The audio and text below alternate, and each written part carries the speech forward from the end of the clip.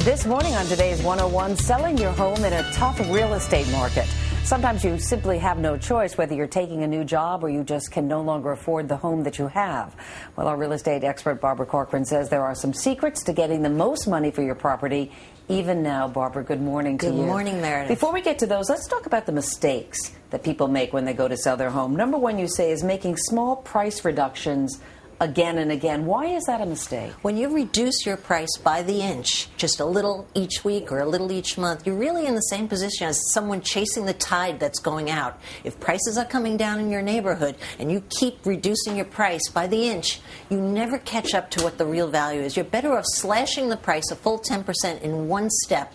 That gets you a reaction. So whatever price you want to sell it at, drop it by 10%. And put it whatever it's worth, cut it by 10%, and you might even get bidders bidding the price back up. Okay, the second mistake a lot of people make is working with the wrong broker. Well, obviously everybody wants to work with the right one, so how do you find the best broker? Well, like in any business, there are the top people, and in the real estate trade, the top 10% of the brokers are producing 90% of the commissions.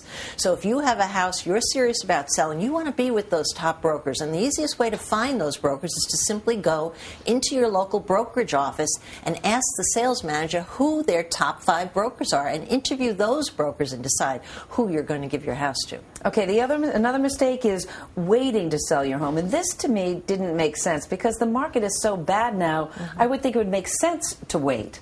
The reason it doesn't make sense is everybody's thinking that way. Anyone who has a problem house to sell decides they're going to wait it out until the sun comes out in the real estate market. But the problem here is once the change in weather happens, everyone has that same idea, and you just have even more competition as everybody storms the market at once. You're much better off just taking the price reduction, cutting your losses, and going. Okay, mistake number 4 is showing a cluttered home. Cluttered doesn't sell.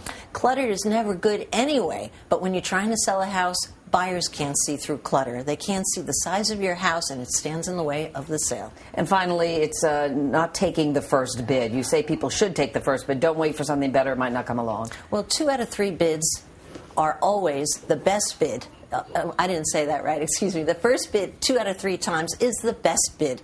And when you're also in a market that's depreciating, you have to realize that prices are going down, so it never pays to wait. I did that myself. Still have a home that I needed to sell. Yeah, in another state because I didn't take the first bid 2 years ago. Oh my gosh. So there I know. Geez. Now the things that you should do: create a buzz. It's all about the buzz. And you say to go online, put your house online. eBay. eBay in particular. A lot of people just don't know that eBay sells a lot of houses every month. And you don't have to do it instead of hiring a broker. You could do it in addition to hiring a broker. But that auction isn't a risky thing? Not at all. It's only $250 fee to list your house there for a period, I believe it's 3 months. But you have no obligation to sell to the buyer, even if you have a meeting of the minds. It's non-obligatory on the back end. And you also say to go on YouTube. Put the house on YouTube. Well, YouTube, a lot of people think there's something very special about their house, and they want to tell you their personal story. YouTube is tailor-made for that. You can tell on and on and on about what's great about your house, and you can connect it to the major websites so that buyers can actually see your house through your eyes. If you don't want to go on the internet, or in conjunction with going on the internet, you also say to create buzz in your own neighborhood. Well, yes, I'm sorry. No, that's okay. Go ahead. Yeah, in your own neighborhood, most people singularly try to market their own home. If you connect your open house on a Sunday afternoon with everyone else in your neighborhood, organize it that way, you'll get so many more buyers. You could hire an inflatable house in your front line in your front yard to for the kids to play on. Exactly. You could get a latte cart. The idea here is to get as many warm bodies to the house. You just want them in to take a look at it. The more buyers that come in, the more offers you get. You also said to rent a wide-angle lens with a camera. What is that about? Everyone's finding their home, or at least first shopping online. And so if you, for $24 for 3 days, that's the average, you get a wide-angle lens and take your pictures on a sunny day, your house is going to look so much better online.